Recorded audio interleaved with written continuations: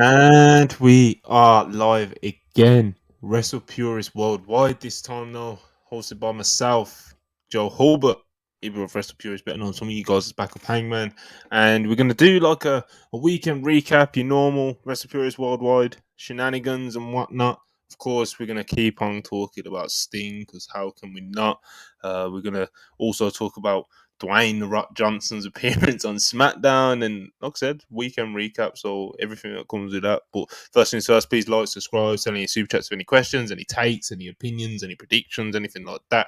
We will get them read out for you. Make sure you turn on our post notifications. Hope everyone is doing good. Starting with my fellow co-host, Joe Hulbert. What's going on? Nothing much, mate. I'm just recovering from the Revolution. Incredible show. One of those shows that, like, and again, I'm always hesitant to say this. I mentioned it on the Twitter gimmick, but one of those shows that leaves you kind of pondering your fandom, the way you handle your fandom.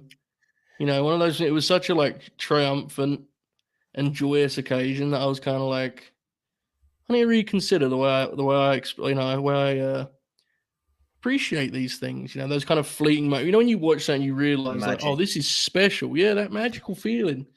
Um, so yeah, I'm kind of going through that right now as I hear at Worldwide to review an Austin Fury Randy Orton match. So we'll see how this goes. I don't know, but I'm thrilled to be here nonetheless. Good shit. Good shit. Ibu, how was your little? We had a nice little hour break, hour and change. How's it going? Yeah, it wasn't enough for me to get. I wanted to get some errands done, but that did not happen. But nevertheless, folks, I can feel the mana in the air. Uh, Professional wrestling is back on top, and I am excited to discuss professional wrestling with my brothers here at Worldwide. So, yeah, man, I'm pretty stoked. I don't even know what the exact outline of this show is even going to be, but you know me, man. I'm a chameleon. I'm a five tool player. So, yeah, I'm here to hang out with the guys for just an hour and a half and talk some wrestling. Mm-hmm. Very eventful, very exciting weekend. Loved Revolution. Let's do this thing. And it's worldwide, so we don't need no strict. We don't need No. no strict plan to follow. We call it in the ring. We can do that now, especially now that we do like the full on like reviews like separately. Very very a positive change, for for worldwide. Because sometimes, like, if we had to like review um Revolution as well, we wouldn't be able to like fully expand the way that we'd want to, No, And also, we're trying to squeeze everything else in as well.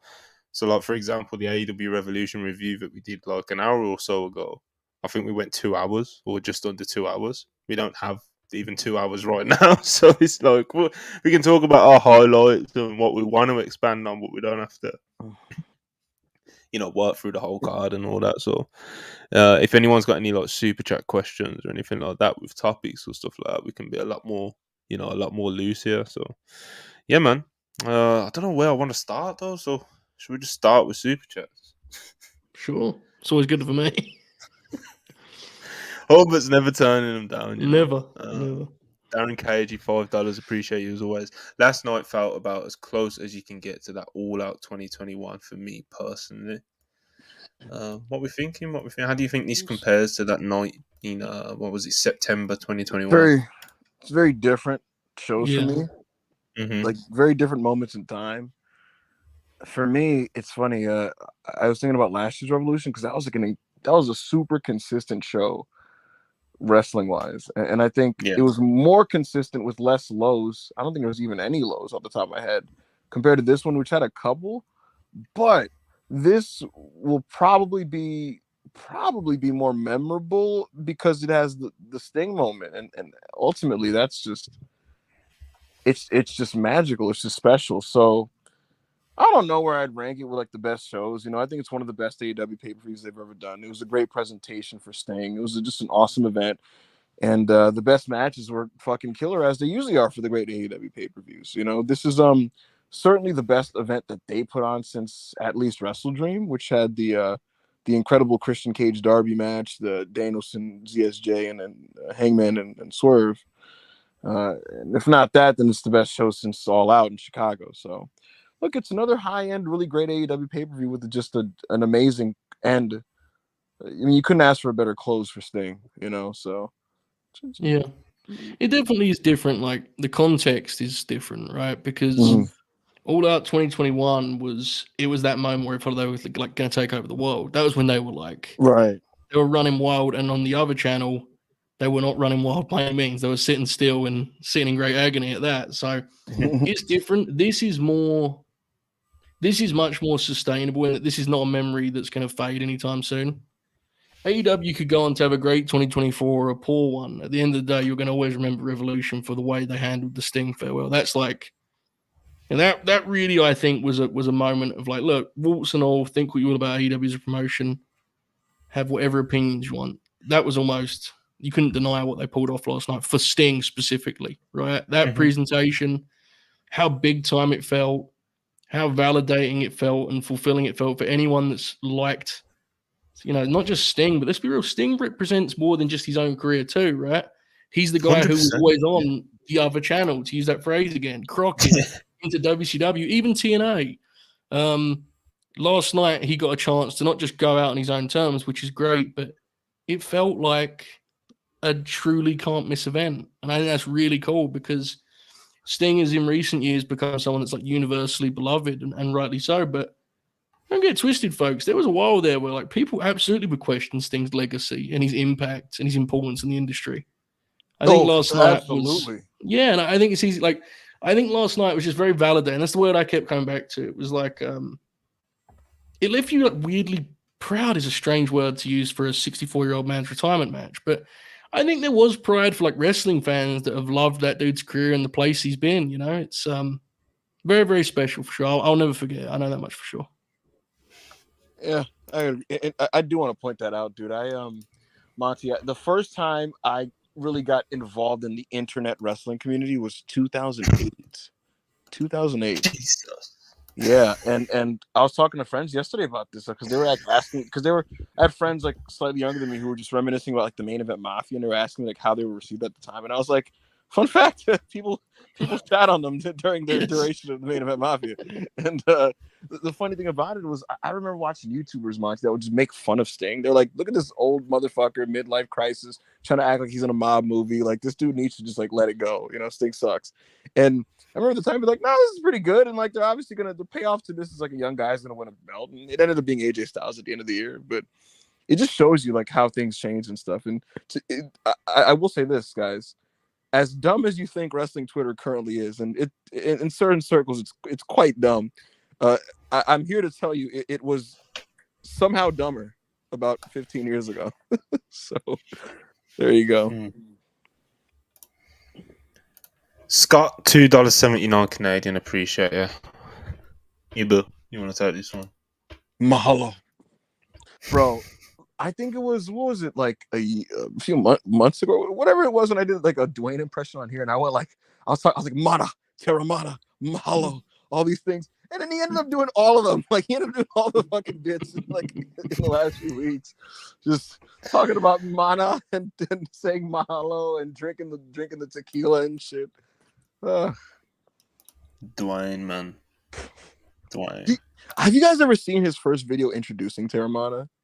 He explained this drink like it was like this ethereal fucking like elixir that was gonna like change your life and like radiate your. He was just like, mana is the energy of the earth. It resides in your body, and terra is for earth. Terra mana, the energy of the earth. It's a drink. It's tequila. Tequila is a drink of love. It's the drink of brotherhood, of friendship. He's just describing it as a beautiful drink, and he poured himself some and just stirred it, and he was just like, cheers, mana. It's what he does, brother. Anyway, Dan Walker, £5. Appreciate you as always. I'll be meeting Trish Stratus tomorrow in London at Inside the Ropes Q&A live show. Hope you enjoy that. And he is also sure that Meltzer will give the 8-man scramble match 5 stars because Jericho's in it. I don't know, man. That match was very unfortunate, dude. That was like, it was kind of beast though. Like 2 all-time great indie pro wrestlers had this like incredible title match, and it was followed by a shitty scramble. That was like the full independent wrestling experience right there.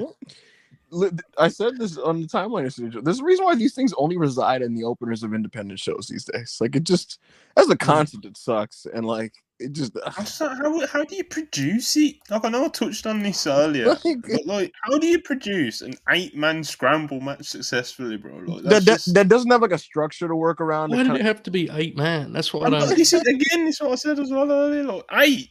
Jesus. It's definitely okay. How many of those guys needed to be on the card? Not with Magnus. Respect. Exactly, with respect. I think Magnus could have sat out Revolution. God bless him. Joe, he sets out some episodes of Super Viernes. He's a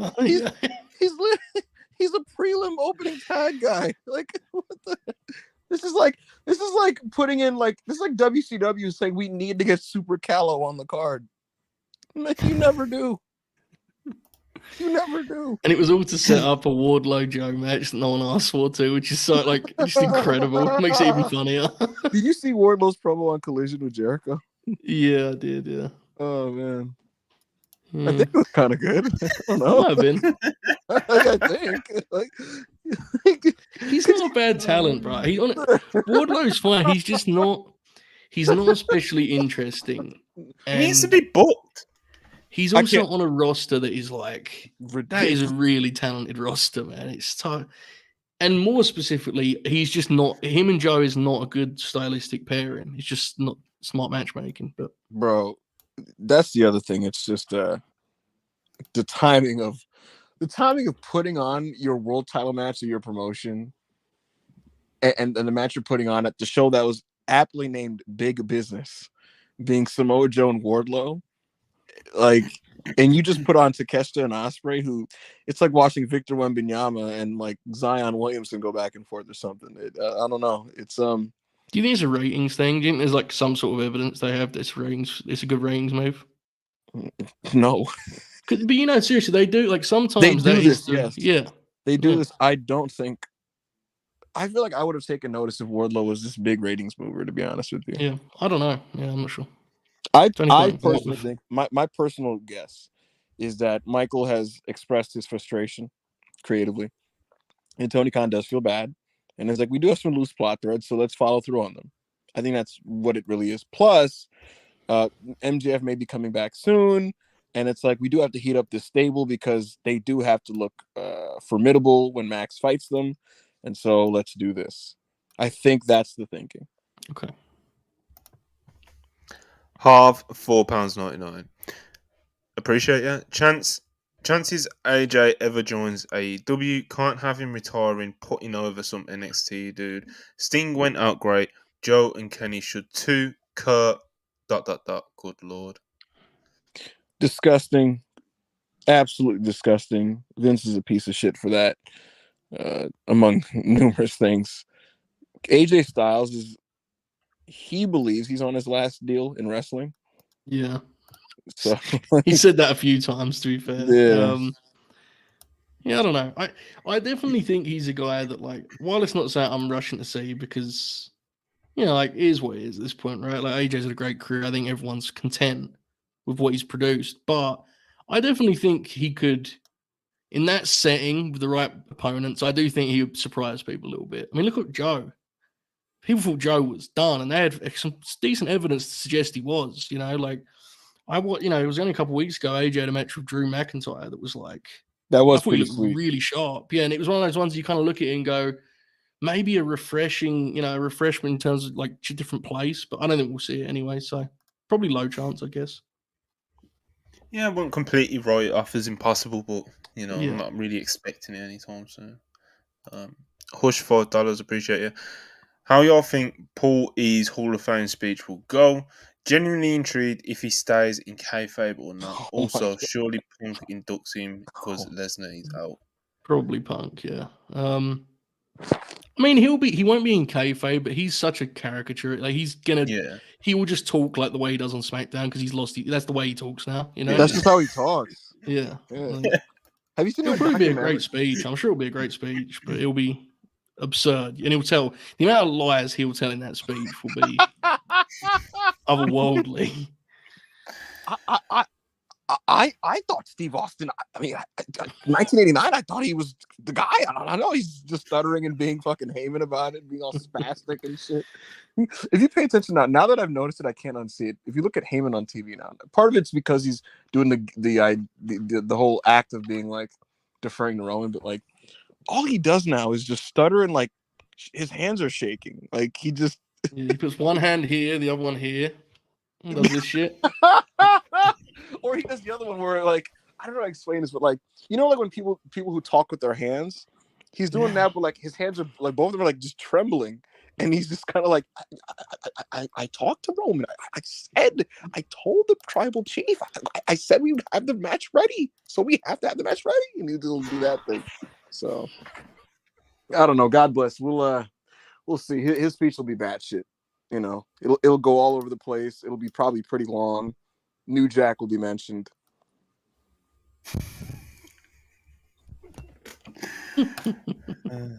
Darren Walker, £4, appreciate you. Great to see MLW get $20 million from the evil WWE. Nice to see a good guy like Colt Bauer come out on top. All right, let's take it easy. Anyway, there's some truth in that comment. Let's all calm down a little bit. Court Bauer getting cut a $20 million check is crazy. I mean, God bless. In that sense, God bless him. I won't say that often, but this is in reference to Santana. Berkey 199 said niggas should have grabbed the tag rope NXT run though.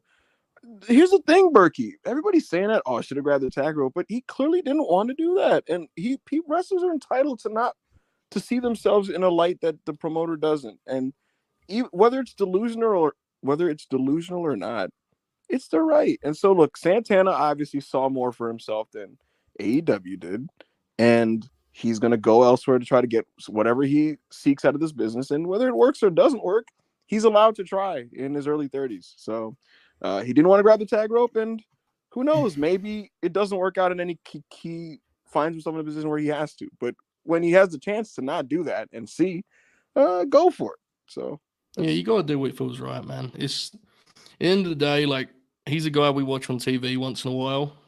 It's his life, It's like you can't take a role because everyone else thinks it's right. If you don't think it's right and you don't want to do it, like, you got to do your thing. And in his case in particular, like, I'd like him to get a consistent rhythm as a talent, because it seems like he's been through a lot personally. And I think he's a talented guy. I don't necessarily see a high ceiling from him as a singles, but I've been wrong before. It's like, hopefully it works out for him. Hopefully he finds exactly what he's looking for professionally. So I'm rooting for him for sure. He's allowed to give it the old college try. So yeah, man.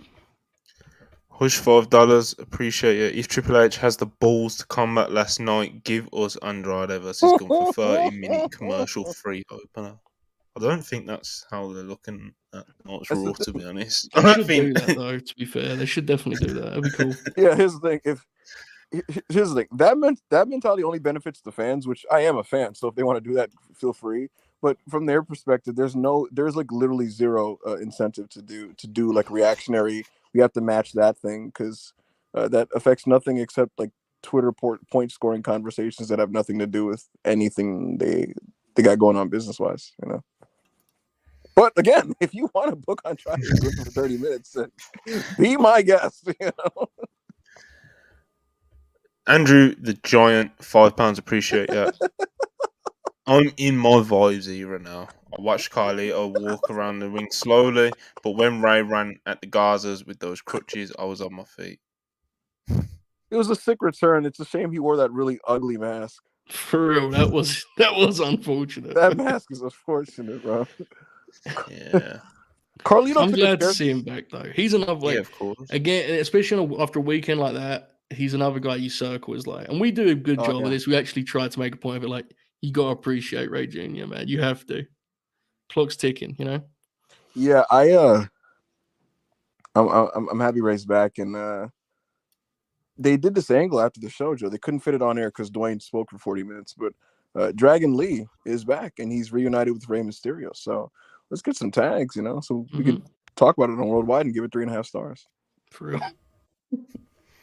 Half €2, appreciate you. Scramble. What Scramble? IG stop scramble. I guess. Like, what's that meant to say? I have no Someone- clue. Scramble. I'm just gonna read it as it says, just in case someone listens to the audio. You know, half €2. Scramble IG stopped me crying at Sting's speech. True. Anyway, Andrew the Giant, £5. Appreciate you. Who would you choose if you need to push two of the following guys? Jinder, Lexis King, Karrion Cross, or Wardlow? I think that's quite Wardlow's easy. one. Definitely. Wardlow and Cross. I think that's easy. I think that's easy. I'll push Jinder, bro. Fuck it, I'll push Jinder. I ain't doing bro, Cross. listen, Jinder, Not doing bro, Jinder, the No. state of Jinder in that Seth match was No. crazy. Okay, but if I send Jinder out to cut an in-ring promo, it might not be good, but they'll boo him. Karrion Cross, they don't make any sound. They just watch him. Me Jinder, bro. AOP, you know, Paul Ellering, work some out, you know. Jinder, If I have Paul Ellering, I'm not putting him with Karrion Cross. So I'll put him with Jinder, for fuck's sake. I'll put him with Wardlow. Yo, Joe, Paul Ellering cut an online exclusive promo last week, and it was like weirdly like awesome. And he's like 72. He kind of comes. He comes off like he doesn't know what's going on, but he's just like, AOP, no one more dominant. Razor, Akam. He's just like tough, and he's like slapping their chest, and I'm like, yeah, man, you know. So, Beast. Huncho 499, appreciate it. Ibu tweeting wings as his new indicator to signal that he busted or not is insane. What match did you do that for? I did it like He tweeted some obscene things for Ospreay versus Takeshita. People were tagging me and everything. it was. Listen, You love those like state of the art, and I to be clear, we both liked as much each other. That's like your shit, man. If someone gives you like SmackDown 6 state of the art moves match, you pop huge. And honestly, cosign that thing was spectacular. Listen, so I'm right there with you. you know what's funny thing about it, Joe? There are people who like think I'm like a hater of moves, flippy matches and stuff. When really, people need to crack the code here. The code is state of the art, novel, unique, dynamic. Those magical pairings, you know what I mean? Those almost alchemic pairings, you know. Tajiri and Super Crazy, Jerry Lynn and Rob Van Dam, you know, AJ Styles and fucking Samoa Joe or whatever the fuck. Ospreay and Takeshita was certainly that, and yeah, midway I was like, this shit fucking rips. My God, I was awesome, dude. Tweeted some regrettable things, but you know, that's life, you know. Nothing new there. Will Chisholm $5, appreciate yeah. It's still sick that Chris Jericho held proud. It's still sick that Chris Jericho held proud and powerful back from the tag titles just to keep his never-ending storylines. I mean, I don't know. I think like definitely being in the inner circle like obviously changed their run, but there was definitely some positives to it. They were involved in some pretty significant things by being in that group, you know. And I think anyone who watches this show a lot knows that you know, we're the first to like pick holes in Jericho's creative stuff, but I don't know, that one's complicated, I think, because like they didn't win the belts, but fuck man, they were in the first War Games match, they did the Stampede, like they were in a lot of cool shit from being in that group. Here's what it is. It worked out the way it worked out. Hopefully both guys prosper on their own. We'll see. Steiner Math $4.99, appreciate you. Is the selling argument that happens after every Will, Kenny, etc. match just an old versus new school thing? Do you think new era banger matches lack selling? It's a thing that happens when what happens is someone will clip a really cool part of a match, and then people that didn't watch the match see the clip, and then you know they do what they do. Some people are never going to agree with it or like that type of style. New era banger matches. I mean, there's not one homogenous style of wrestling. There's bangers of different types of styles that some might have more selling than others. And Joe, I don't know if you caught it, but on the review of the show, I essentially said this, Joseph Holbert. Will Ospreay and Konosuke Takeshita are allowed to break all conventional rules that they want because they can take the ball all the way up the court. They can shoot the three. They can post up. they can pass. If you can't do what Takeshita and Ospreay do, grab a hold, learn how to fucking sell, learn how to cut a promo, try to be as charismatic as you can, follow the rules, you know. But it's also the actual truth is everyone has different tolerance for these things, you know. It's like in that particular match when Will bounced up from 2 moves and hit Hidden Blade, my reaction was, "Oh my fucking god!" And I jumped up to my feet. A friend of mine could and did react to that by saying, "That's it, that's too much, I'm done." And it's all based on the wrestling you like and your experience watching wrestling. That's the honest truth. Because there are sequences that do drive me nuts for no selling. There was a recent Josh Alexander match that I remember talking to your guys' ear off about, like, fuck, man, like, why didn't he, you know, like the way he was selling was driving me nuts. In a different match, I can react to it entirely differently. It's case by case, it's the way you're feeling watching it, it's the way they're convincing you of the placement of the no sell, whatever it may be. It's a complicated thing, you know. I don't think it's a. I mean, we're talking about no selling on it. Like, look at Sting. Sting's like one of the all-time great no sellers, right? Context matters, placement, the crowd reaction matters a lot for me personally. That Hidden Blade last night, bro. That was one of the biggest reactions of the night. You know, so everyone has different tolerance for it. Everyone has different preferences. It is what it is. I love the match personally. Case by case, dude. Just case by case. Like, yeah, man. Quite frankly, was it Beast or was it not Beast? You know, and also I think it was the biggest and most important thing to me is it was the right match for that moment. In that it was the perfect match to fit the hype that Ospreay had coming in. I agree. You know, yeah. Like we all know the truth. Most AEW fans have seen Will Ospreay, but if you just actually think of it as his promotional debut, which technically like is his first one as an AEW wrestler, right? Dude, that was like a home run in that regard, right? If you hype this dude up, he's the most spectacular wrestler in the world, and he does that. It's like, I get it now. Listen, that match was Michael Jordan, Dominique Wilkins, 1988 dunk contest. Go crazy, throw the ball up underneath the rim, fucking reversal under the legs, off the backboard, from the free throw line. It's literally just dudes.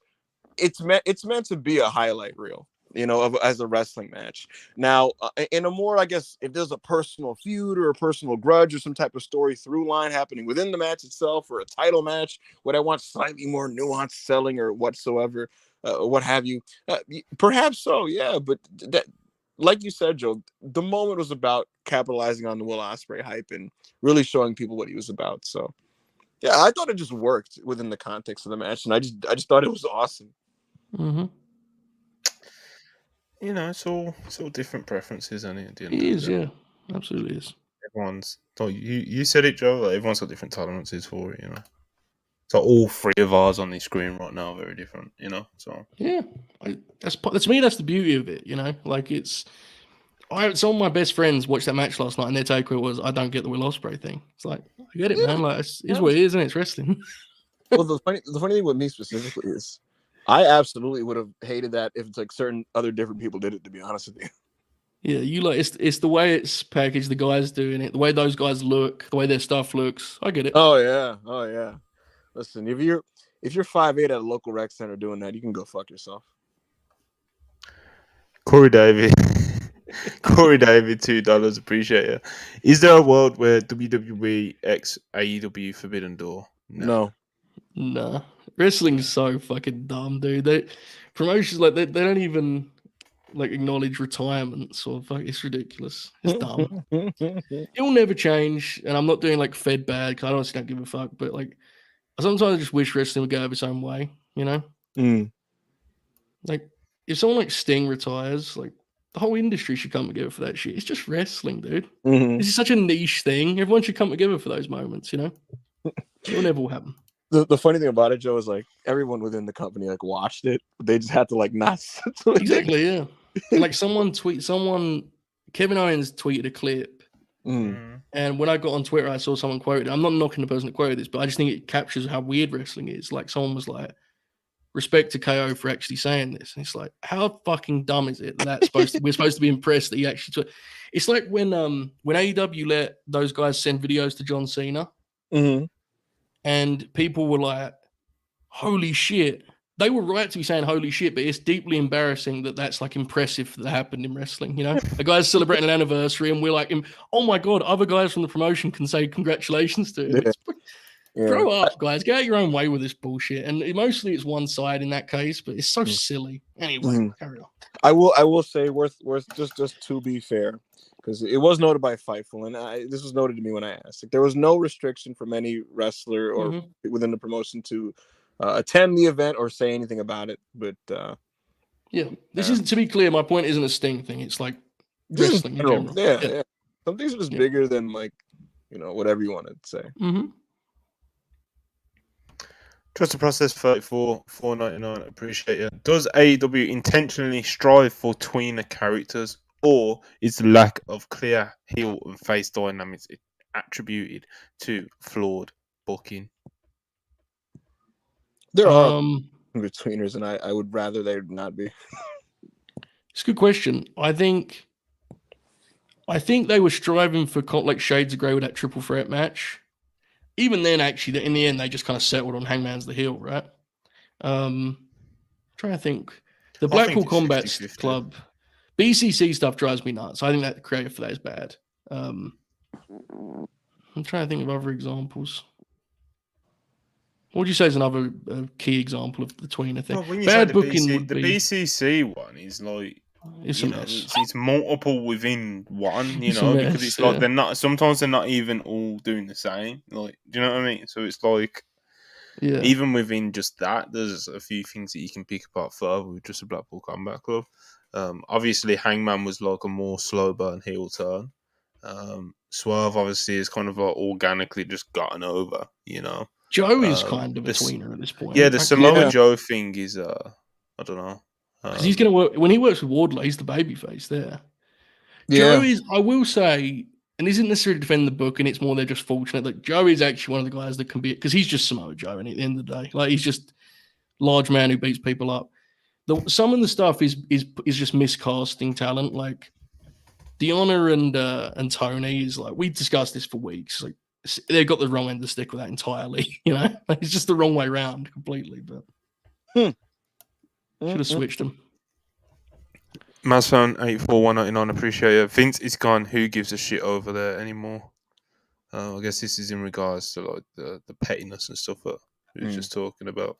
Yeah, and again, to be fair, nobody was restricted from posting or even being at the event. So yeah, and again, like, because I know people are going to take it the wrong way. This is why I'm not like pointing an individual or an individual. What I'm saying is wrestling in general would benefit from just getting out their own way on some of those things.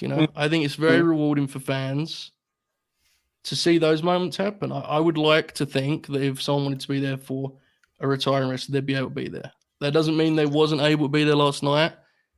I just think it should be the norm. That's what I'm saying. People in wrestling are also just kind of inherently just kind of selfish and a bit self-absorbed.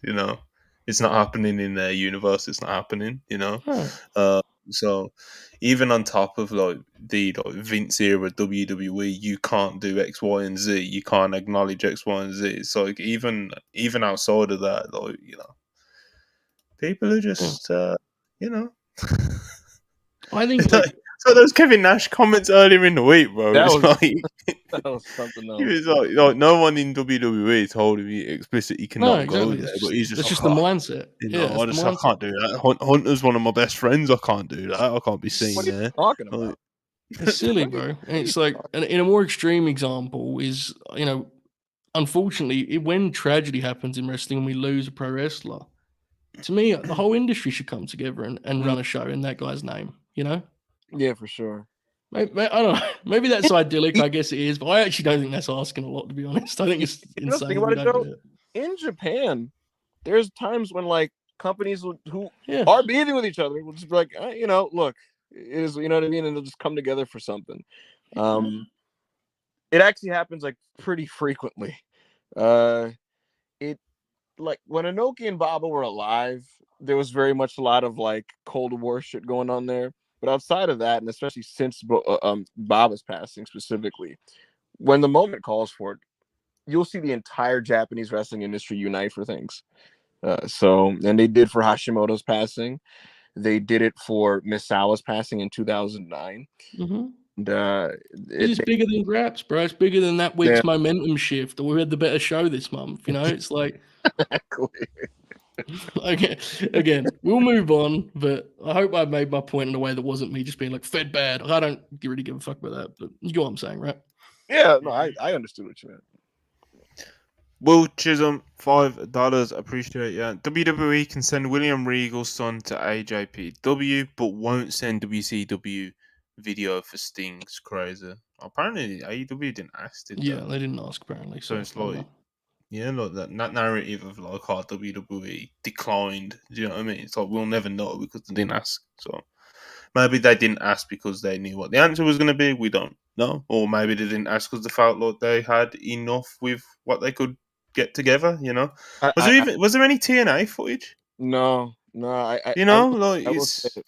As awesome as all the packages were, the crackhead in me, I'm watching this and I'm like, oh, if only they had like, a little bit of Vader in there, a little bit of, They did do a great job with that. That was very impressive. It was impressive how they circumvented not having most of his career's footage. To get Crow Sting, to get Surfer Sting, they just used a lot of New Japan stuff. Using Pro Wrestling Illustrated pictures and stuff like that. Very impressive. Beast. Impressive. Really well done. I was wondering if there were going to be some like TNA, like some people from his TNA run there. Because Kirk could have, I was wondering if they were going to, but the TNA, and this is the most TNA thing ever, God bless him. It sort of is like now becoming like a deleted part like of history. It's very strange, isn't it? Which is weird. He was there for, how long was he there? About 10 years? He was there for 7. And the thing about it, 7-8 years. And the funny thing about it, Joe, is my first live real-time exposure to Sting was right when he got to TNA, which is right on time I discovered TNA. And I was like, this guy's pretty cool. But it's getting deleted. The funniest thing, did you the scrum? He was talking about like, he's like, oh, WCW is just my home and this and that. And like, I love WCW. He's saying, funny enough, he's like, TNA never quite got there for me. And he went, WWE also never really like that for me. And I'm just like, this is hilarious. His effort definitely fluctuated in TNA quite a lot. Like, sometimes you could tell he felt they were trending the right way. Other times it's like, whatever, bro. He was never, in his own words at the scrum yesterday, so he was never like quite fully there for him in TNA. Yeah. And the thing about it, Joe, is like, 06 Sting and like 07 Sting, like he's pretty locked in, and you could tell he's locked in. When it became pretty apparent that TNA was fucked, he was just like, all right, I'm gonna just pop myself essentially here. I'm gonna just pop myself. And he did. Willie 499, appreciate you. Was Revolution the mythical reset AEW quote needed? Also, after last night's match, does AEW reassess how quickly they put the belt on Mercedes? Dynasty or Double or Nothing? Bro, so first question, was Revolution the mythical reset that AEW needed, Joe Holbrook? I would say yes, with a caveat that I think it's been more this pay-per-view cycle. I think it's been a reset for the promotion, and this was paying that off in a major way and hitting, ticking the boxes they needed to tick. As for Tony, honestly, I would be tempted to do like a TV sprint for that. I know that snicker was very spot. Look, bro, I don't want Mercedes Moné, who is this incredible asset, who's one of the biggest stars you've ever signed, who can connect with a whole other audience that you've never been able to reach. I do not want her fighting from underneath against Timeless Tony right now, man. I would have avoided this match at all costs, as I've said all along. But if you're going to do it, I would do, something very high-paced, back and forth, quick, and get the title on Mercedes and move on. That's me. In and out, Yeah, I'll be honest. Smash and grab, Yeah. Joe, I've had enough, man. I've had enough. Look, I've been polite and quiet throughout this build, the Deanna Tony build. I know you specifically were very much one of those guys who was like, I'm really looking forward to this match. I like this build and this and that. And, I wanted you to be right. I really wanted you to be right, right? But to be honest with you, Joe, from the onset, and look, I said this on the earlier review. kudos to AEW for putting a lot of attention on the feud. They did give it a lot of story and narrative and this and that. But from the onset, I refused to invest in this thing. And I refused to invest in this thing because I knew exactly what this was going to look like on pay-per-view. I knew exactly what it was going to look like. And the bottom line is, Deonna is a serviceable professional wrestler.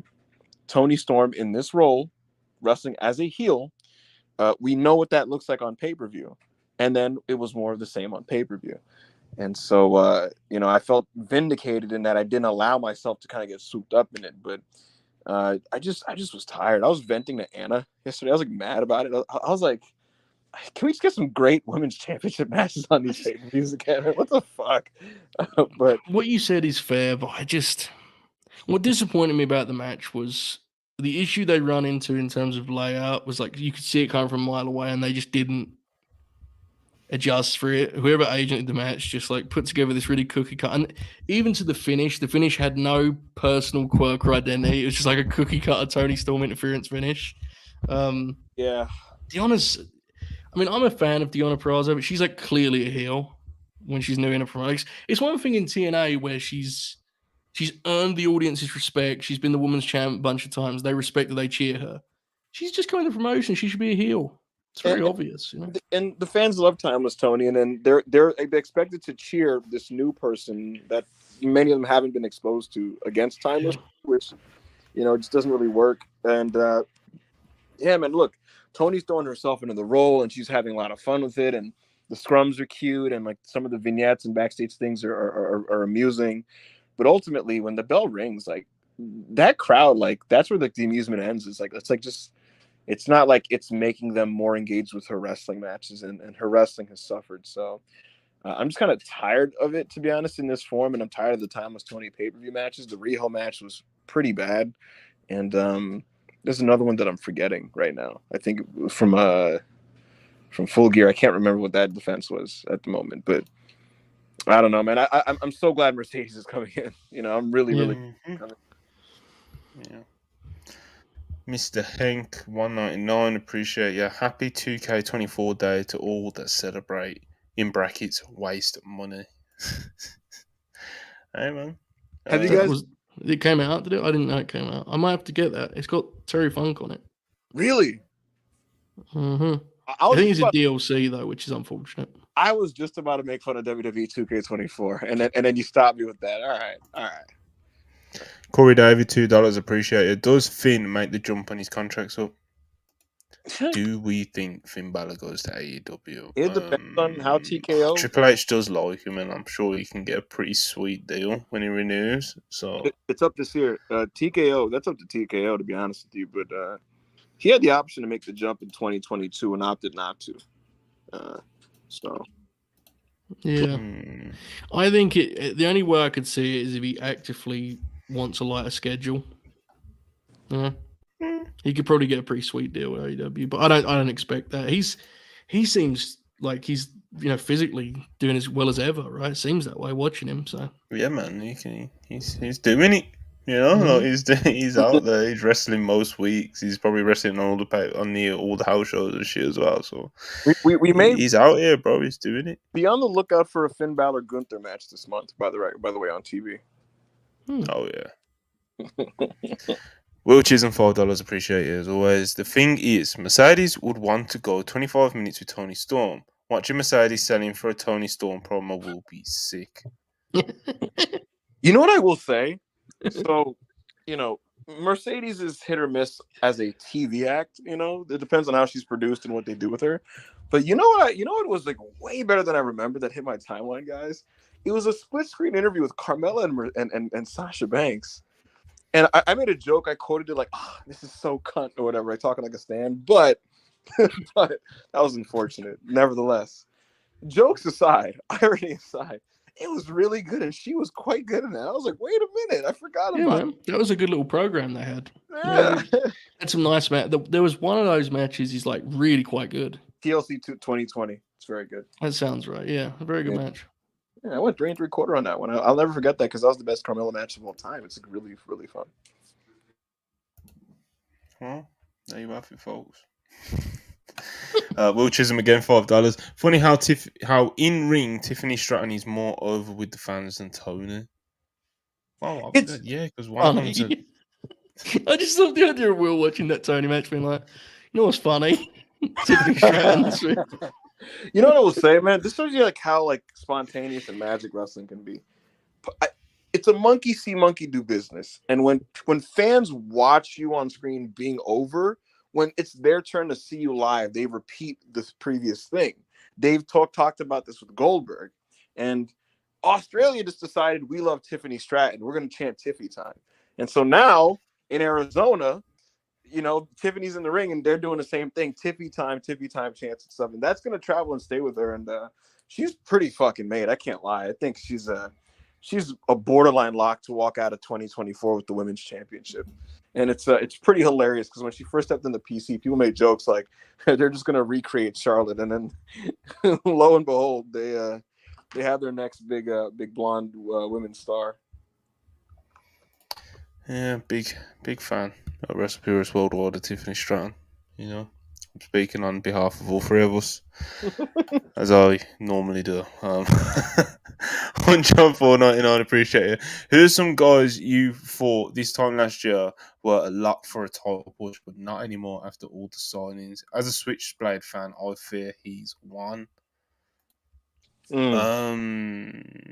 I'm not sure. Did I ever feel that he was a lock for a title? Because I That's never the thought thing. that they would actually pull the trigger and put the world title on him.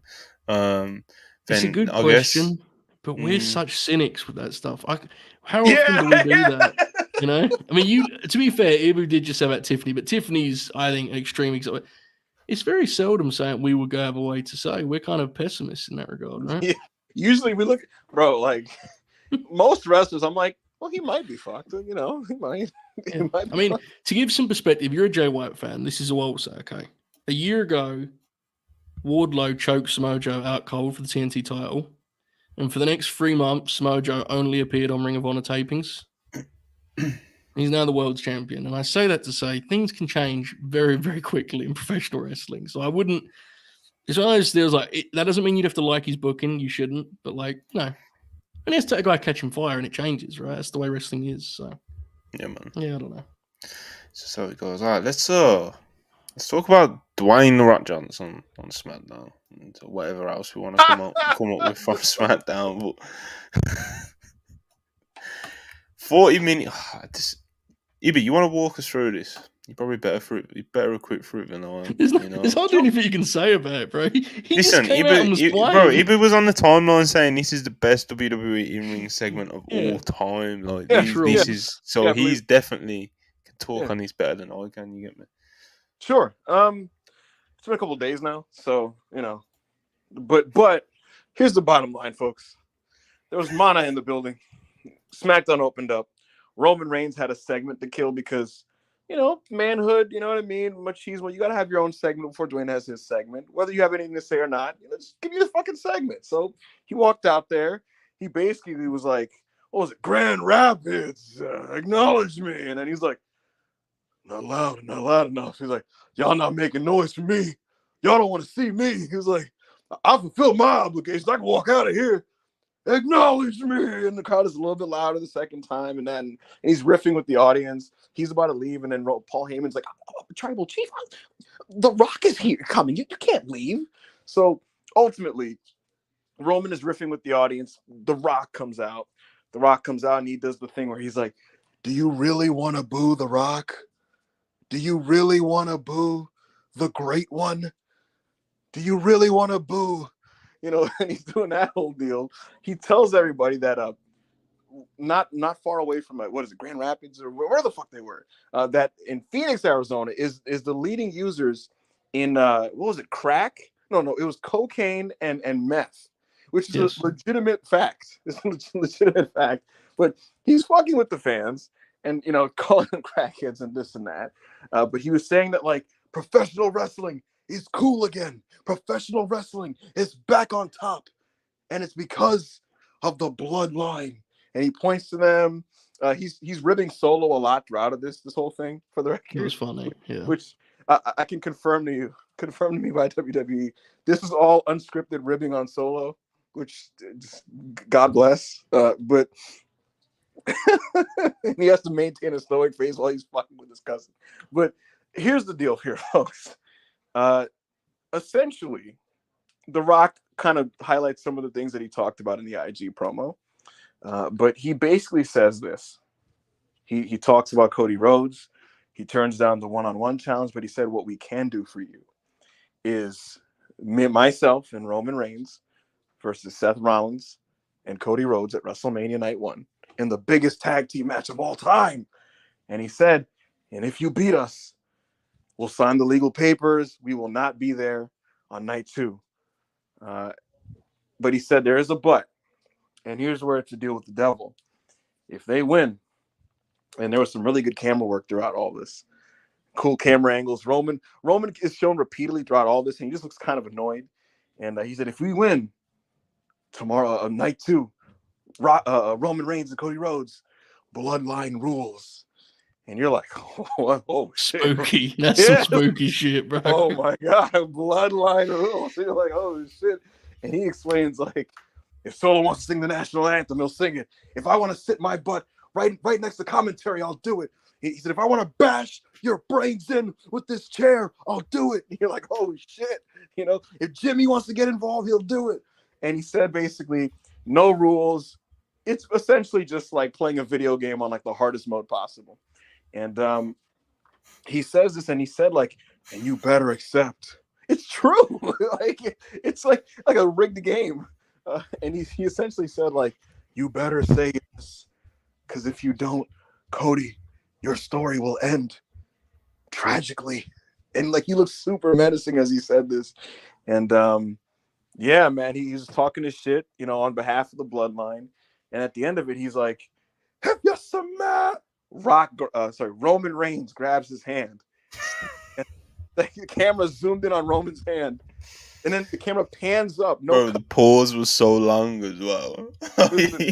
No camera cuts. I want to make this clear. No camera cuts. The camera goes zoomed in on the hand, then it slow pans to the left, going up to the Rock's face, and he's just kind of like, you see his eyes above his shades, and he's like, huh? And then it just turns over to Roman, and he's just like, I need you to do one thing for me.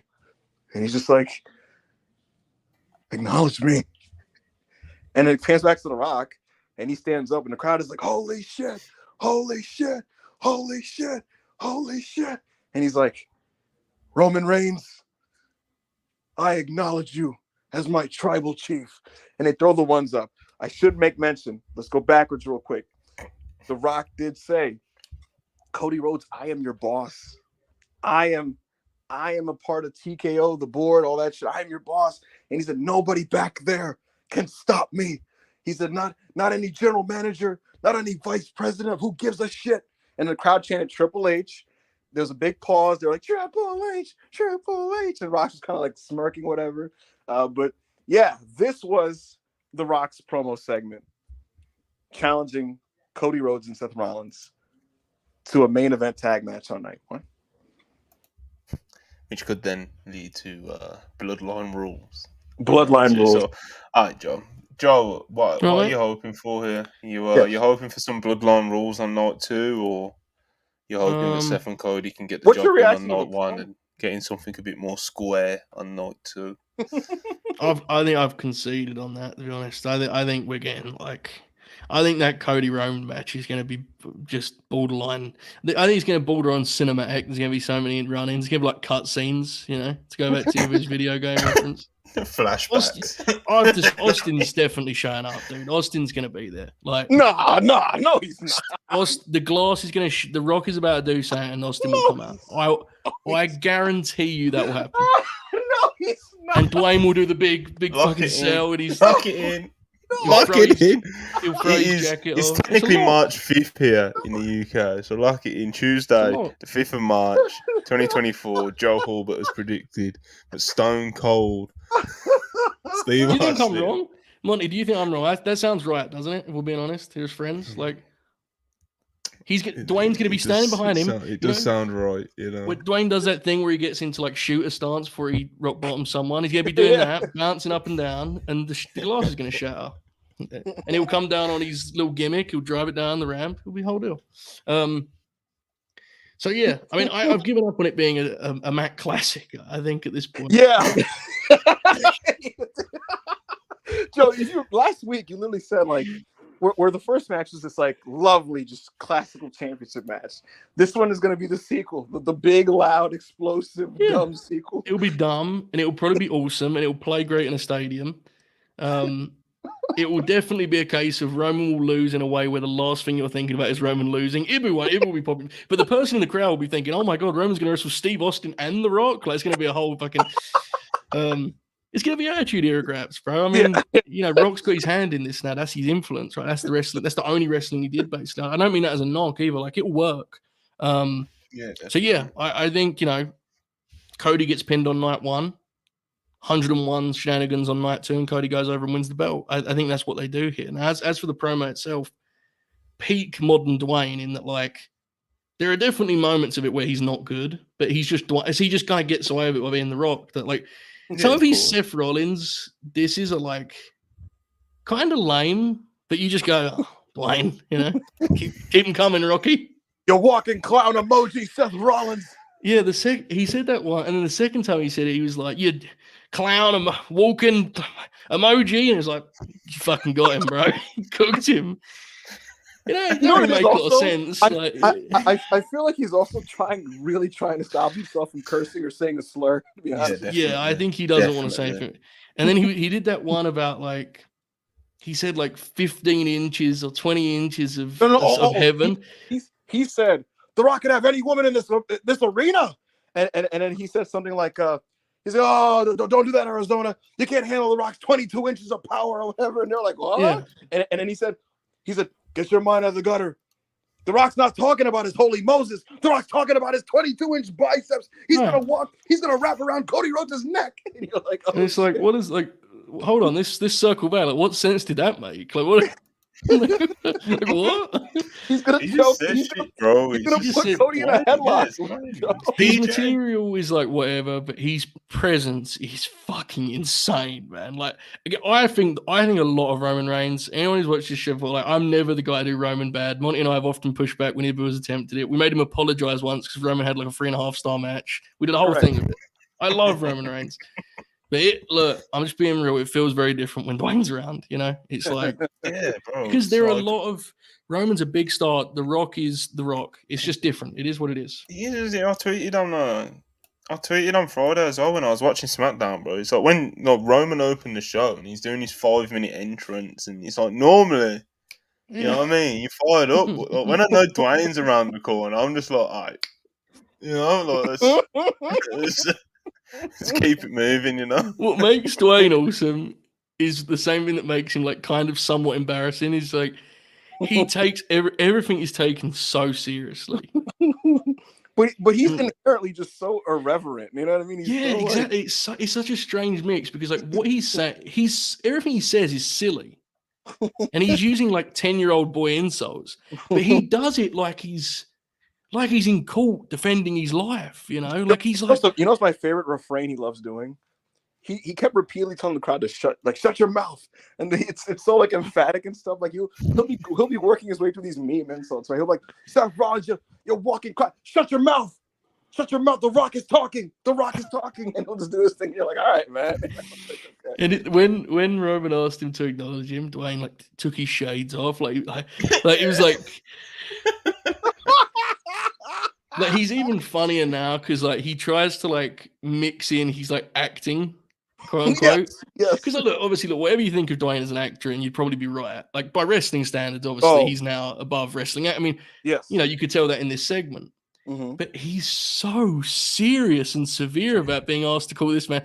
And listen, God bless, it worked. The people acted like it was really serious too. They gasped when he said that. They just couldn't believe it, So it was really entertaining, dude. Really entertaining. Absolutely. The best thing is like he did come off menacing, Joe. That camera angle where he's just kind of looking down, talking on the mic. Roman's in the background, just kind of looking over, and they're like kind of crossing. And he just says to me, he's just like, he basically just like, your story is going to end tragically. And you're like, oh my God, but I thought this was. Sorry, but look, nothing will beat the kickoff show.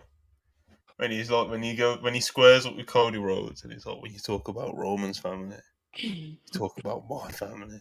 Look at When you this talk one. about his blood, you talk about my blood. Yeah. And he's like, Talking about my blood. oh, Yeah. man. He's a I beast. mean, He's I'll a say beast. this though, man. Like, I wasn't watching live, and you guys were all tweeting about it, and I was thinking this is a good bit, but if that thing's actually 40 minutes long, I don't know if I'm gonna be able to watch it. Flies by. I actually thought it went really quickly. Yeah, genuinely, I thought it went quickly, and that isn't always the case with those. He's a unit. He's a special personality who we haven't had around for so long consistently that he's gonna, he has some leeway here. Now, look, let's be fair. If he does this every week in a row for the next 3 weeks, I could see people getting a little bit tired of it. I might not, but people might.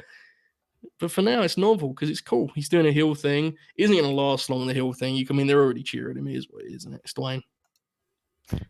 Well, that was part one of the Dwayne conversation. Yeah. Because there was also a 21-minute Twitter promo as well. That was just psychotic. If we're being real, that was. Wait, before he gets to that, I just want to say the reason why I thought this was the best WWE segment of its genre, which the genre being show opening. You gotta chill out, man. You've got into this place where like you have to do the extreme, but you can't be like that fucking rude. You immediately jump to actually the best segment they've ever done. There it is, folks. The thing is, I'm not doing a bit. I sincerely believe this. Just to give listen, the Nia thing didn't totally work out, and I gave it a 3 on the spreadsheet to move the fuck out of my life. You know what I mean? But I'm being sincere here, folks. Look, here's the thing. The genre I'm speaking on is show opening in-ring soliloquy. And your options are McMahon with the corporation. Okay. Times 55. Paul Levesque over the course of 20 years. Talking about the next guy. There's got to be another option, brother. There has to be. No. Oh yeah, there's loads. But by the way, let's let him finish. Okay, go on. You finish this, and I want to circle back to the Nia Jax thing because that was very funny. Also, carry on. Finish what you're saying. I mean this sincerely. Look, here's the bottom line here, folks. The segment, as preposterous as it was, there was so much tension. Yeah. It was packed with unbelievable amounts of tension. And The Rock coming from Hollywood, it's fitting that this WrestleMania build and setup feels like an all or nothing high stakes action movie. It feels like the fate of the universe is at stake here. Iguodala, one of those ones. Exactly. You only have one shot here, Joe. Night 1 is Cody Rhodes trying to win this at home in Game 6. And the odds aren't in his favor if he goes to a Game 7, because he's going to a Game 7 on the road where this other team, this opposing team, has never lost at home. That's what Bloodline Rules is. Bloodline Rules essentially equals don't come to the arena, leave your gear at home, don't come to the gym. You're going to get blown the fuck out. That's the setup. And I forgot the name of the literary device that this is called, but because narratively this idea has been introduced to the audience, Bloodline Rules, it has to happen now. But simultaneously, because of the setup, this Hollywood setup, you know Cody's going to win. And there's a thrill in being like, how?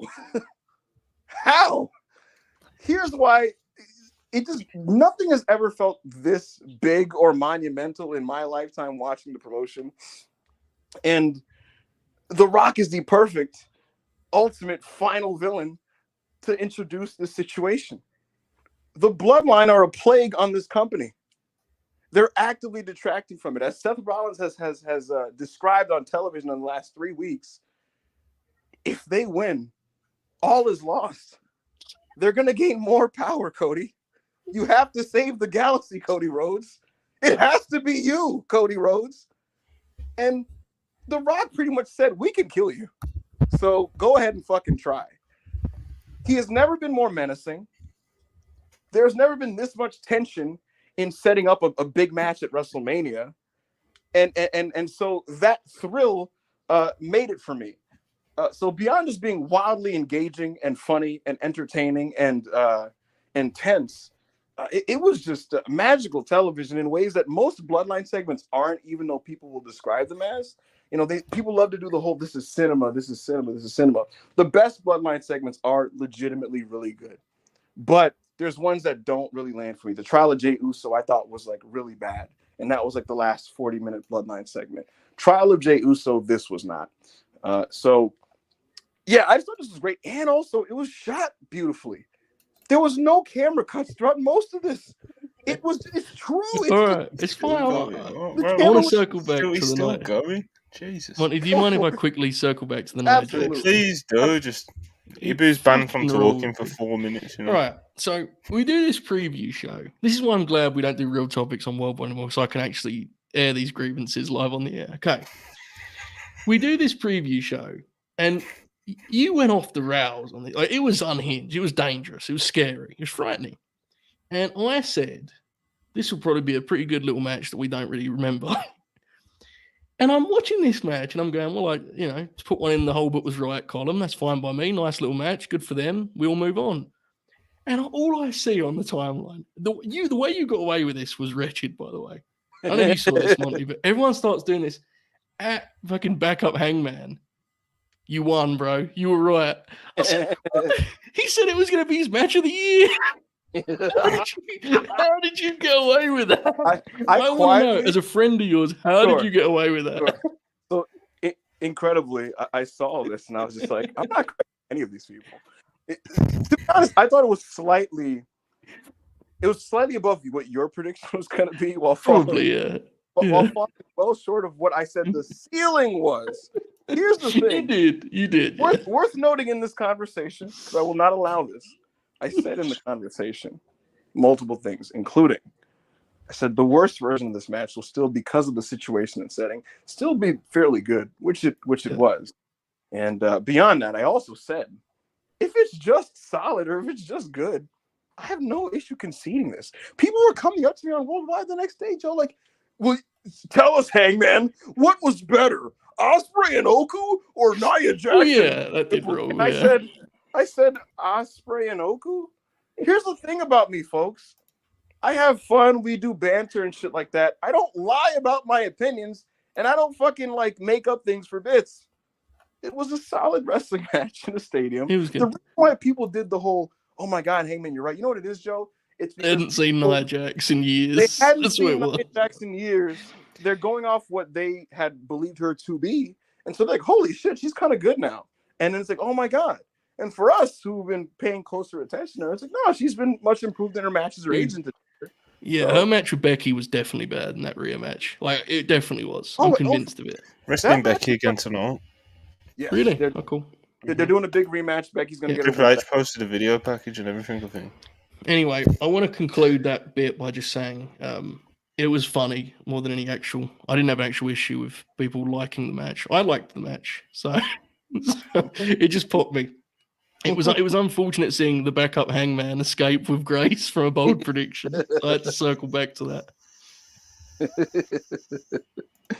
Shout out to Nia Jax. She's going to do it again with the Baxter tonight. Yeah. It'll be good. I'm sure it will be, yeah.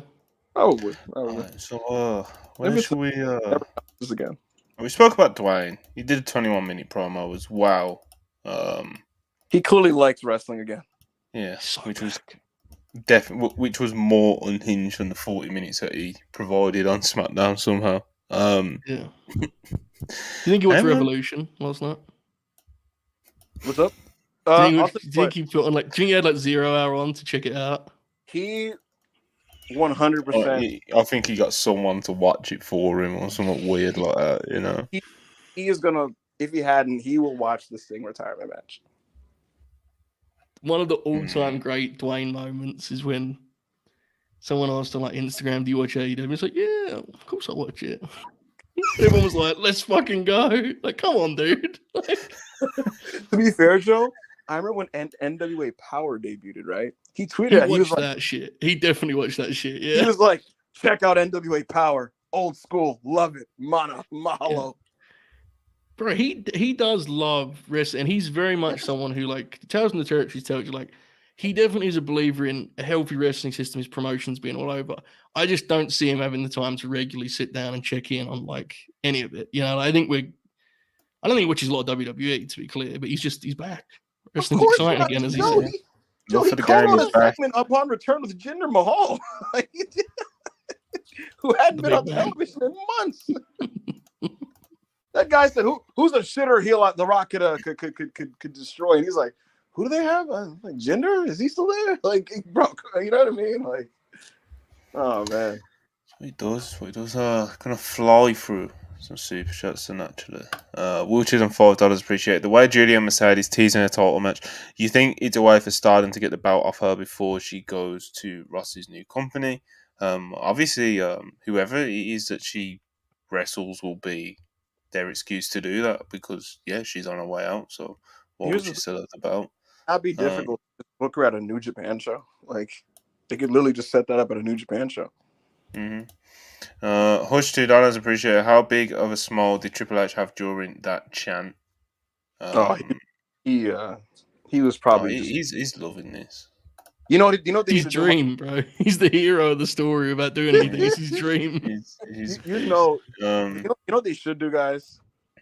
I need The Rock to give him a people's elbow to the heart. Jesus. And when he grabs the mic, he has to declare that, like, "Oh, Rocky, you can't do that, Rocky.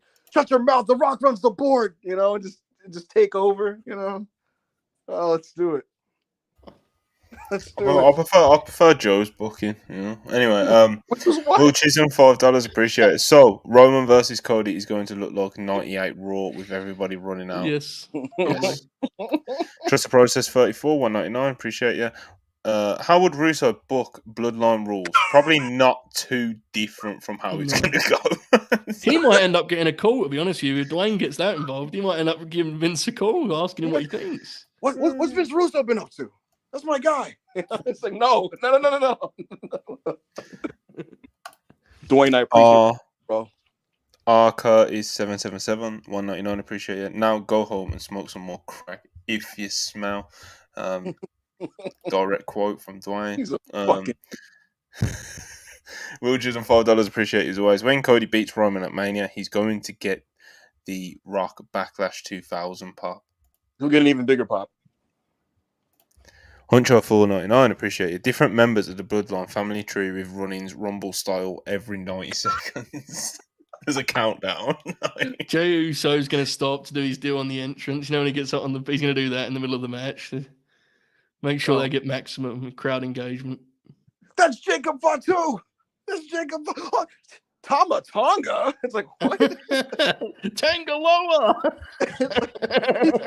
Corey Graves hurriedly screaming to you like the Tongan Samoan connection and like the Tonga kid was in the WWF and it's like, oh my god. Steve Austin. Oh my Push god. $2 appreciate it. Rock Roman Netflix Raw 2025 45 minute promo 3.5. I'm locked in. CM $2 appreciate it. Match sucks unless Cody brings Vin Diesel in. That would be the funniest fucking thing ever, bro. That should happen at a SummerSlam tag. Because you know they'd give him like a shitty in-house theme and Titantron too. It would just come up on the big screen. Vin Diesel. Yeah. No, it's not the thing that's funny. It's like the shitty font logo of his name on the screen. Like Vin Diesel with like a semi like Titantron of him, like movie clips of Vin Diesel. Joe in like a backstage sec or some shit. He's just kind of like, let me tell you something, Cody. I appreciate family. Or you're just doing this fucking bullshit. Oh my god. Oh my god. Hey, dude, no, he could do the wrestling has more than one real family thing. He could imagine that. He presented it. He came out and read it on the stage. Like it was the Oscars. Joe, did you see Downstate? So two things. Downstate, the band, just followed me for whatever reason. I was like, okay. Oh my god. Okay. they followed me. I was like, all right, hi Downstate. But they tweeted essentially that they're gonna put out a new version of Kingdom the day before Mania. So I'm sure that would be great. We'll see. We'll see. Starting Man 499, appreciate it. Rock turns on Roman Night 2, helping Cody win. Reveals he was a double agent, and they pretend like this was Rock and Cody's plan all along. So a few I'd people rather theorized that, but I'm not really hoping for that one. Yeah. It's like I think it's actually very possible. I hope it's not the case. I think it'd be lame. I think Elite, it's gonna turn on him. I don't want it to be a like this was the Rock's plan type of Right. thing. You know. Yeah. Elite Thunder Gaming 199, appreciate it. Rock and Roman are the Tagoro.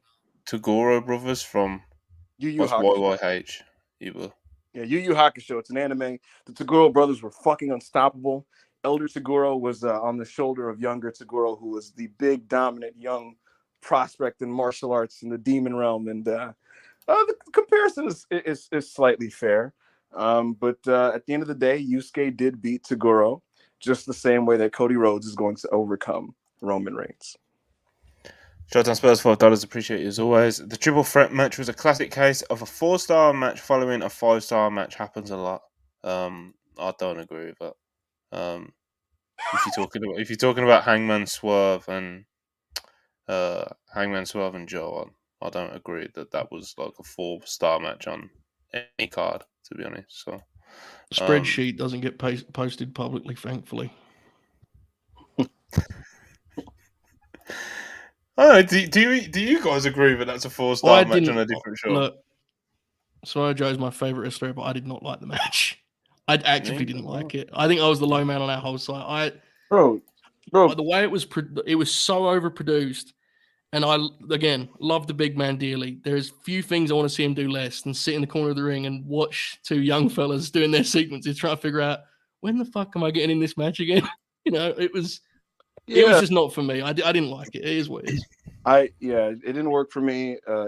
I didn't connect with it until it got like dramatic at the end, and like it got suspenseful in terms of like because the build paid off in the finish, because it was like all the guessing they made the fans do kind of kicked in at the end, where you were really trying to figure out who was going to win this thing, and it really got good. But before that, it kind of felt like going through the motions wrestling from three guys who were way better than that, and we've seen them be way better than that. Especially, Swerve and Hangman. I mean, look at the two previous pay-per-view matches that they've had. So this is like easily the weakest thing that this group of people have done with each other. And regardless of what it would have followed, I just think I just didn't love it. I didn't think it connected well. So timing issues too, man. There was a lot of timing issues in that match. Like it is breakups being fucked up. Like it was. I don't know. I just didn't think it came again. Like I wanted to like it. Obviously, goes without saying, but it just didn't work for me. Yeah. Well, Chisholm $5, appreciate it. So, night one will be Avengers Infinity War, and Cody versus Roman will be Avengers Endgame. Well, if that's how you want to dress it up. Kind of. I think Mania last year was Avengers Infinity War, and this whole thing is Endgame. So, Showtime Spurs $2. Quote: "No heart left in the game." The Rock. You know what they could do? Listen, this is all going to sound. Why are you elaborating on Ibu's terrible pictures, man? Here's the thing. Here's the thing. Who was Triple H's protege? It was Seth freaking. The way that The Rock is berating this guy, he's like, Hunter could be saying it as like this is like my son being dissed here. We could get a legitimately sincere segment if they wanted to do it, where Triple H is just talking to Seth and he's just like, bro, like, come on, man, like be the guy I always believed you to be, You can have a real nice moment here,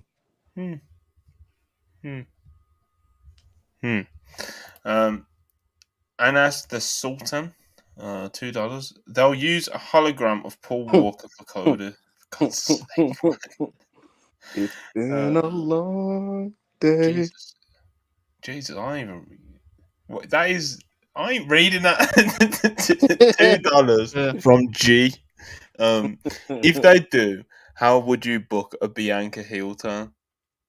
I wouldn't. That's a curveball. That's not something that was like on my mind right now. Go ahead, Monty. I'm stumped. I'm quite stumped right now. I would you could do it if the only way I would do it is if I was flipping Rhea babyface.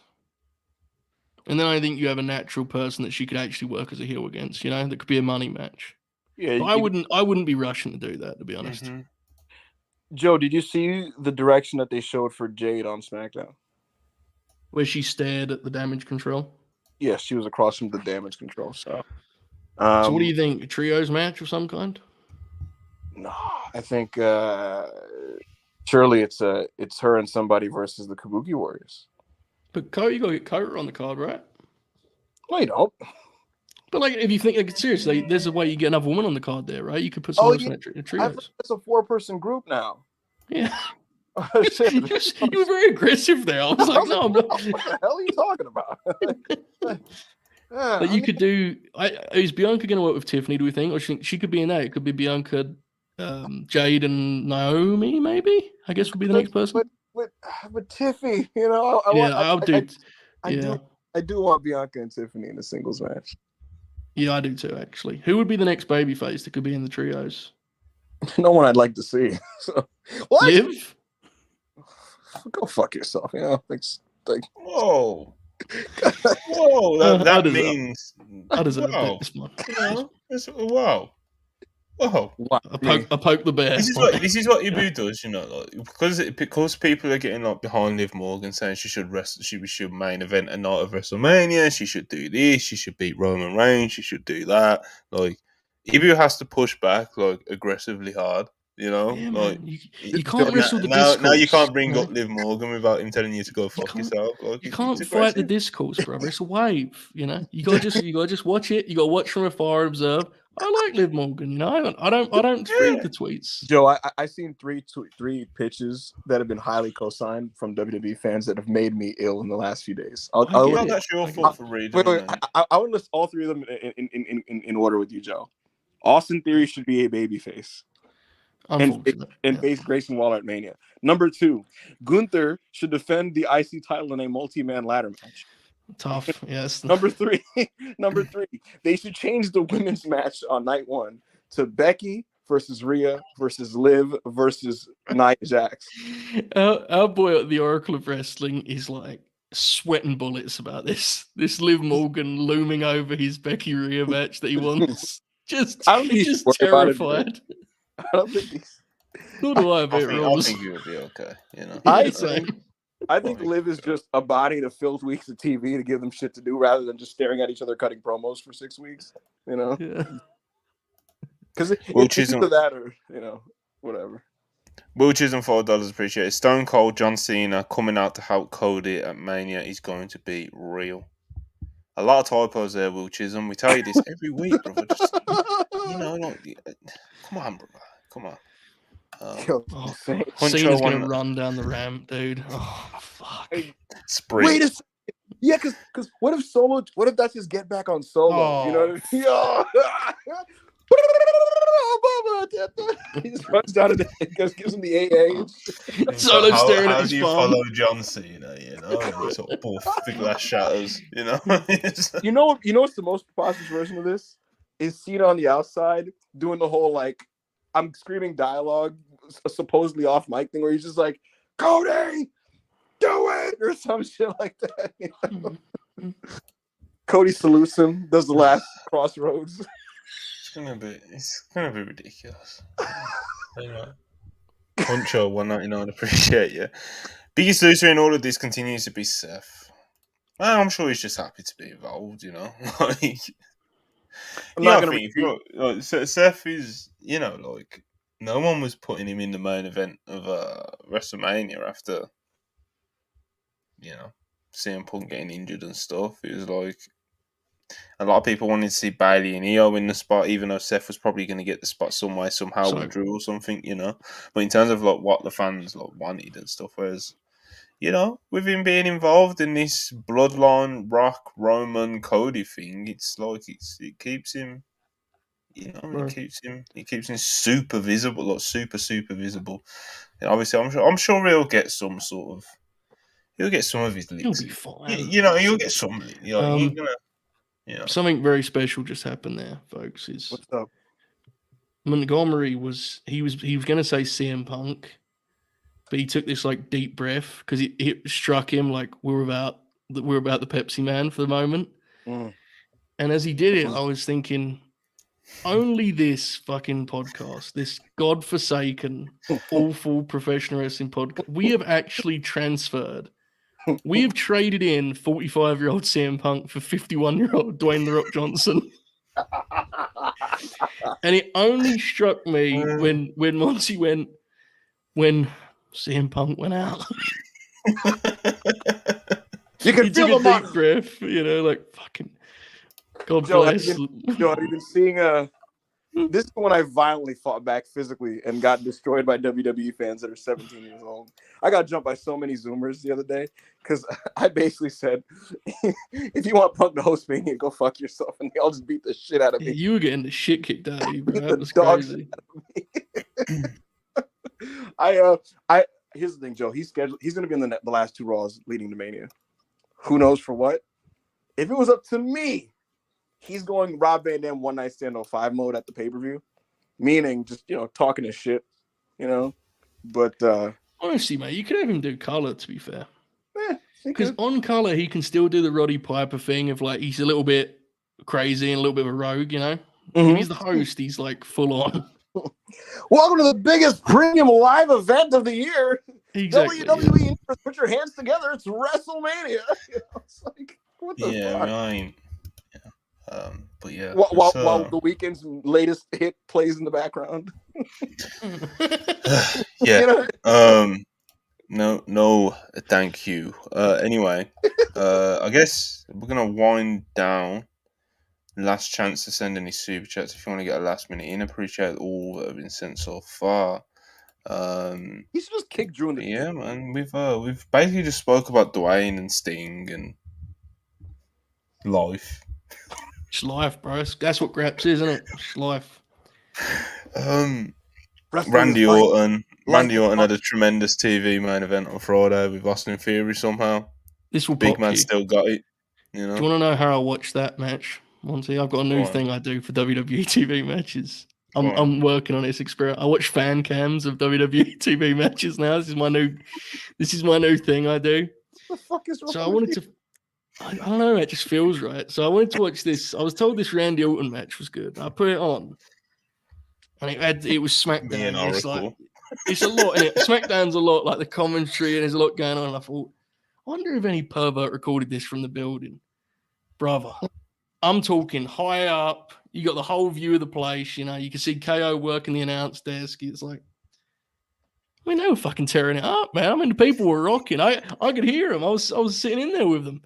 Theory, I think, spent the whole ad break with a headlock. Randy was getting pops on, like, he was just throwing punches and they were doing the boom, boom. I was like, this is now how I will watch WWF television. Randy Orton matches.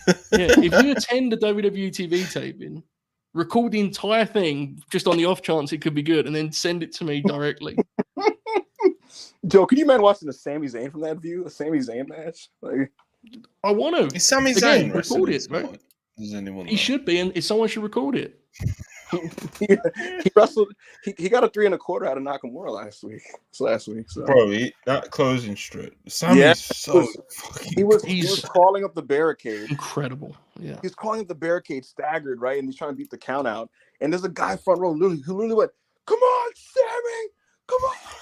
And like he pulls up, and he's like, it's like he's looking up, like hoping one of them like help him up or something. He barely makes the count. Bomaye, Nakamura goes for another Bomaye. He reverses it, 2 straight Yakuza kicks and wins. It was lovely. See, there's a fan cam of this match. I'm not sure if you even got this, but I feel like this is kind of an experience you missed out on last night, Joe, because you wasn't watching Revolution live. Mm-hmm.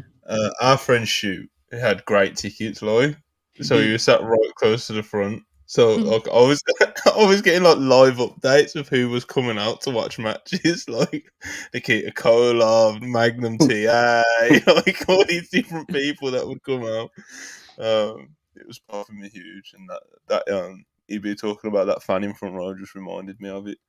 Bro, I'm sure he must have had a surreal night last night. Shoot. So. Oh yeah, he loved it. I have news. So I've located a fan cam for their first match, Sammy and Shin.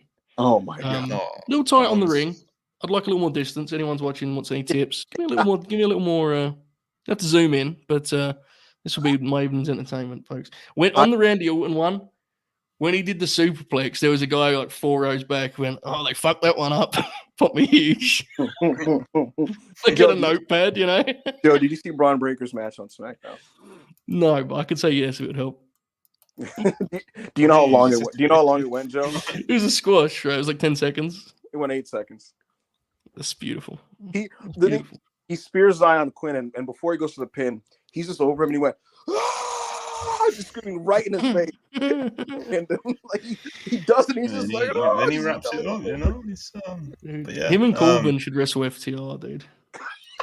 All right, we got 2 little super chats, and then we're gonna actually wrap it up. Yes. The Leviathan, $2.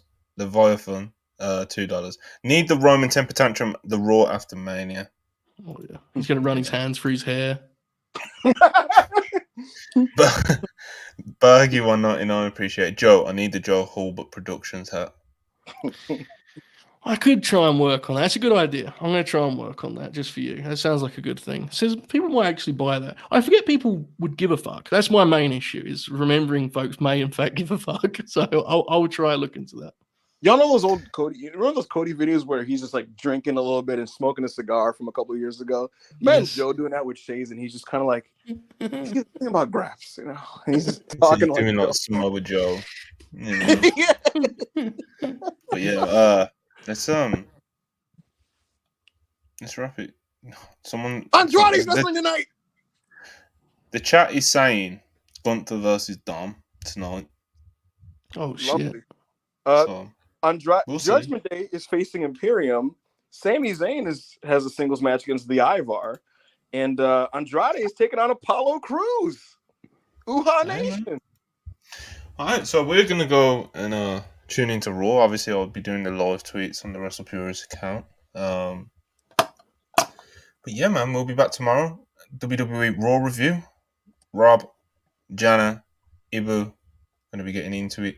Dumb Guy live as well. Jamie, Murph, Parker, they're going to be getting into all like the Puro scene and all that good stuff. And yeah, man, just follow the WrestlePurists page.